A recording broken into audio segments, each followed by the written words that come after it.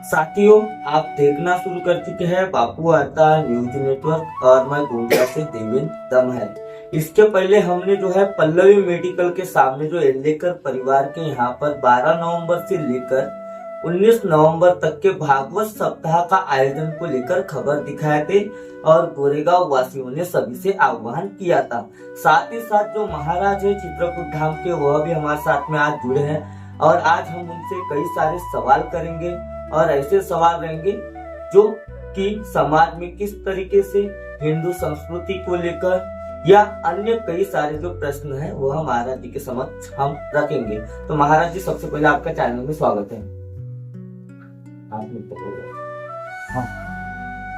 हम श्रीमद् भागवत में के प्रथम दिवस में सप्ताह यज्ञ श्रीमद् भागवत कथा किसको कहते हैं, ये उल्लेख बोले हैं। श्री माने राधा, मद माने कृष्ण, भा माने भक्ति, वा माने ज्ञान वैराग्य, गा माने ज्ञान, ता माने त्याग। 4 सूत्र लेकर इस भागवत महायज्ञ में बैठना चाहिए तो राधा कृष्ण का दर्शन होता है। श्रीमद् भागवत के प्रथम दिवस में महात्म की कथा है और मेरे भाइयों, आज हमको सनातन धर्म को मानना चाहिए। सनातन धर्म किसी ने बनाया नहीं, ये अपने आप हमारे हिंदुस्तान में प्रकट हुआ है और ये सनातन धर्म सदा से है। जो सदा से रहे उसे सनातन धर्म कहते हैं। यहाँ की संस्कृति बहुत सुंदर है, जो शुद्ध संस्कार और वातावरण पड़ता है। 6 अध्याय कथा के हुए हैं, इसलिए खटाध्यायी इसको बोलते हैं।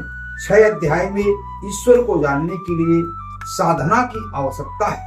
पूजा पाठ तो सब कोई करता है, व्यक्ति को साधन में रहना चाहिए और साधन में रहकर सनातन धर्म के नियम का अपने आप पालन होता है। ये ईश्वरी देन है, अपने आप प्रकट हुआ है। जहाँ गाय का पूजन हो, गाय के मुंह से गायत्री निकली हुई है और गाय के मुंह से चारों वेद निकले हुए हैं। गाय के कान से गोकर्ण पैदा हुआ है जो सनातन धर्म का हितैषी था। और मेरे भाई बहनों में एक शब्द और अच्छा बोलना चाहता हूँ। इस समय में हम सभी हिंदू भाइयों को संगठित होना चाहिए और संगठित होकर अपने धर्म का पालन करना चाहिए। और जो पृथक पृथक आज के जमाने में विडंबनाएं उत्पन्न है धर्म के विषय में और अंगुली उठा रहे हैं, इसमें संगठन होना बहुत आवश्यक है। संगठन होने से, सनातन धर्म होने से हिंदू भारत की संस्कृति की रक्षा हो जाएगी, सनातन धर्म की रक्षा हो जाएगी। नहीं तो सब नास्तिक हो जाएंगे और भारत में दूसरे देशों का बाहुल्य बढ़ जाएगा। हमारी हिंदुस्तान में हिंदू ही एक जाति है, इसलिए सबको संगठन होना चाहिए और सबका नारा एक ही होना चाहिए, जय श्री राम। और भगवान श्री राम हमारे आदर्शमयी पुरुष थे। भगवान राम मर्यादा पुरुषोत्तम है जो सनातन धर्म का पालन किया है। भगवान कृष्ण भी सनातन धर्म के हितैषी हैं, लेकिन भगवान कृष्ण प्रेमी हैं, प्रेम की साधना से उत्पन्न होते और सनातन धर्म के आचरण को पालन किया है। ऐसा हमारे हिंदू समाज में आज के जमाने में यह वातावरण कुत्सित हो रहा है।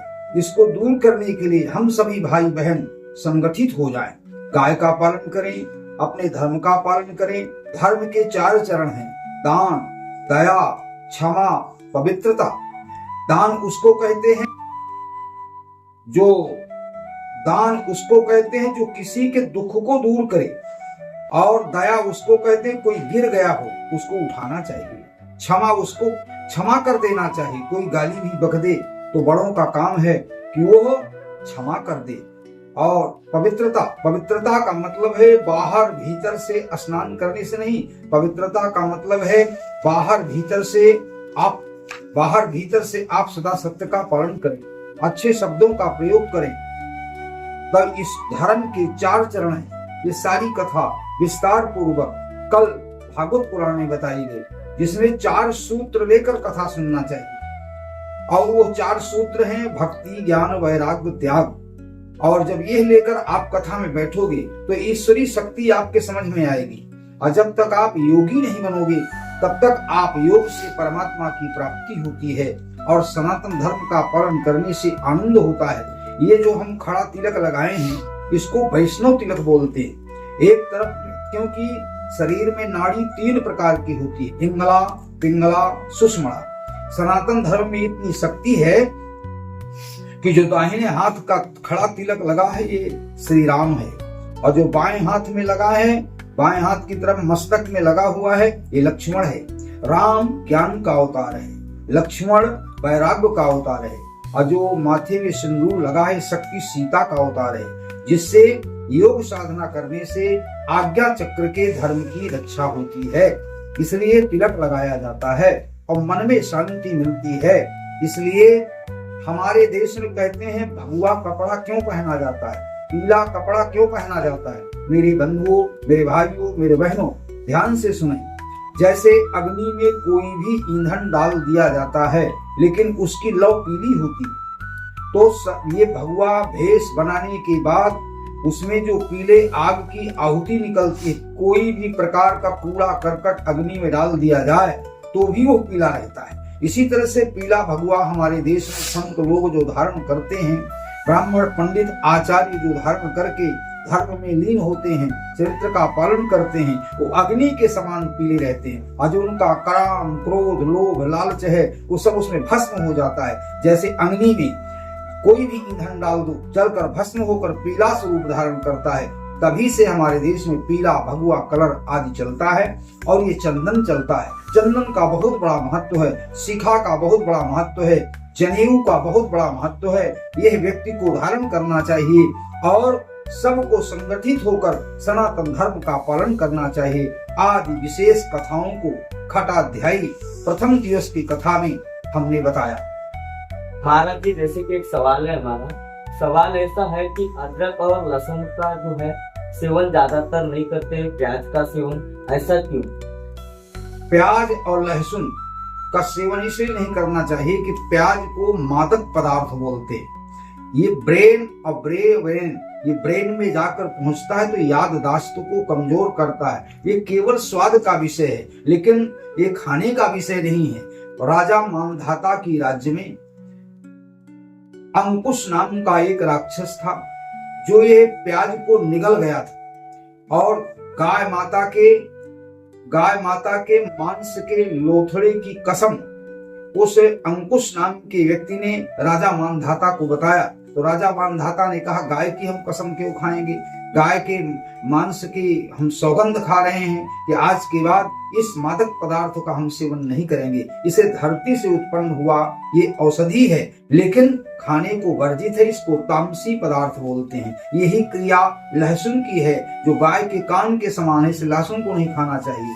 प्याज गाय के पेट के समान है। अंकुश राजा ने ये गाय को साक्षी देकर कुकर्म किया था, इसे राजा मानधाता ने इसको खाने के लिए सनातन धर्म में वर्जित किया। और महाराज गर्गाचार्य ऋषि ने भी भागवत पुराण में और भविष्य पुराण में वर्णन किया है कि साधु संतों को लहसुन और प्याज का सेवन नहीं करना चाहिए। इसको मादक पदार्थ बोलते हैं। इसको खाने के बाद मंत्र में, जाप में, पढ़ने में, साधना में कमजोरी आती है और भुलक्कड़ आदमी ज्यादा बन जाता है, इसलिए नहीं खाना चाहिए। हाँ, एक सवाल है, जैसे कि आपने कहा मांस की बात, तो आज गौ हत्या हो रही है, मांस खा रहे जगह जगह, मछलियों की हत्या हो रही है, कई लोग जो है मुर्गे को वो खाने में सलाद की तरह खाते हैं। ऐसे कई सारे उदाहरण है, आपने देखे होंगे। सनातन धर्म में तो इसका विरोध किया जाता है, फिर भी मांस इसलिए नहीं खाना चाहिए कि जीव हत्या होती है, वो तड़पता है।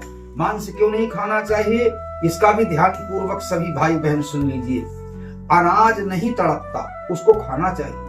और ये मांस जो खाते हैं, मुर्गा अंडा आदि खाते हैं, जीव हैं, ये तड़पते हैं। जैसे मुर्गा काटा जाता है, बकरा काटा जाता है, जब इसको काटने के लिए कोई जाता है तो वो बेचारा तड़पता है, नीचे से ऊपर तक उसकी आत्मा जाती है, और वो भगवान को हाय हाय चिल्लाता है, फिर भी जल्लाद उसको काटता है। तो जो चीज तड़पे उसको हमारे समाज में नहीं खाना चाहिए। जीव तड़पता है, वो जीव है जैसे हमारी आत्मा है, तो जो तड़पे उसको नहीं खाना चाहिए। फल खाना चाहिए, दूध खाना चाहिए, अन्न खाना चाहिए, क्योंकि वो नहीं तड़पता, वो खाने के लिए बना है। मांस, मछली, बकरा, मुर्गा ये नहीं खाना चाहिए, क्योंकि ये भी जीव हैं। इनसे हमको घृणा नहीं है, लेकिन उनको खाना नहीं चाहिए, नहीं वो हत्या कही जाती है। यह धर्म में बाधा लाता है। इसे जीव हिंसा नहीं करना चाहिए, क्योंकि वो तड़पता है, अपने समान समझना चाहिए। तड़पने के कारण से जीव हिंसा करना वर्जित है। हाँ, एक सवाल है, आज जो श्री वासुमती बाई एल्लेकर यह परिवार ने आपको जो है 12 नवंबर से लेकर 19 नवंबर तक के यह भागवत सप्ताह को लेकर बुलाया। यहाँ पे भागवत में वातावरण चल रहा है। एक और देखा जाए तो आज यह परिवार ने एक अनोखी पहल की। इसके पहले आपका जहाँ तक के कार्यक्रम था सरवा टोला में जी, बहुत अच्छा कार्यक्रम है। ये शेष राव जी मेरे परम शिष्य से पति पत्नी, और ये लड़का बड़ा भाग्यशाली है जो आज भागवत पुराण कर रहा है। ये भी मेरे शिष्य हैं और बहुत दिन से वार्तालाप चल रही थी, लेकिन जब ईश्वर की इच्छा होती है राधा कृष्ण की, तब ये अवसर आने को मिलता है। इसकी कथा मोक्षदायिनी है और ये लड़का बड़ा धार्मिक आदर्शमयी है। इसलिए गुरुदेव के द्वारा इन्होंने पतित पावन कथा, जिससे सुन करके इनका परिवार तो सनातन धर्म में जुड़ा है, इनका तो कल्याण हुआ ही, लेकिन जो लोग ये वातावरण में जुड़ रहे हैं, सुन रहे हैं, इनकी बड़ी प्रशंसा इस नगर में चल रही है कि मोक्षदायिनी कथा सुनकर पिता से उद्धार हो रहा है। इसलिए 3 ऋण होते हैं, माता पिता ऋण, गुरु ऋण और ऋषि ऋण, संत ऋण। ये 3 प्रकार के ऋणों से जो बच्चा माता पिता को भगवान कृष्ण के सनातन धर्म से जोड़ दे, भागवत से, तो उसका कल्याण हो जाता है। इसमें हरि भजन करने से दुख वातावरण दूर होता है, सुखमयी जीवन होता है। यही देश का आदर्शमयी संस्कार है। ऐसा आदर्श समझ करके गुरु व माता पिता की आज्ञा मानकर ये सोनम नाम का लड़का बहुत अच्छी पावनी कथा कर रहा है, जिससे हम गुरु होने के नाते इनको शुभ आशीर्वाद दे रहे हैं और शुभ चिंता कर रहे हैं कि इनका जीवन संभल जाए। और यही भारत का आदर्शमयी संस्कार है। हमारे चैनल के जो दर्शक है, वैसे गोरेगांव शहरवासी और जिले के जो जिलेवासी हैं, उनको हमारे चैनल की ओर से क्या आह्वान करना चाहोगे?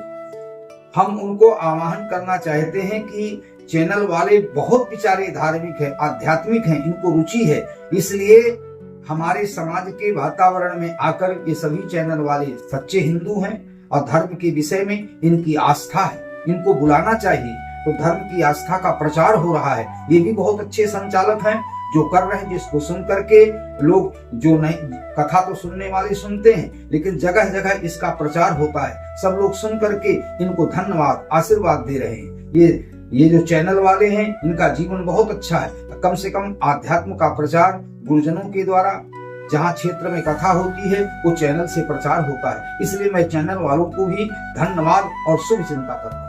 तो साथियों, हमारे साथ में थे चित्रकूट नाम के जो है महंत महाराज जी जुड़े हुए थे और इन्होंने जो है हिंदू संस्कृति को लेकर, सनातन धर्म को लेकर, वैसे जो एल्लेकर परिवार है, इन्होंने आमंत्रित तो किया भागवत सप्ताह को लेकर और भागवत के आयोजन को लेकर क्या कहा आपने देखा। तो दर्शकों, बहुत ही जल्द अगले पार्ट 2 के साथ मिलेंगे। मैं गोंदिया से देवेंद्र दमाई।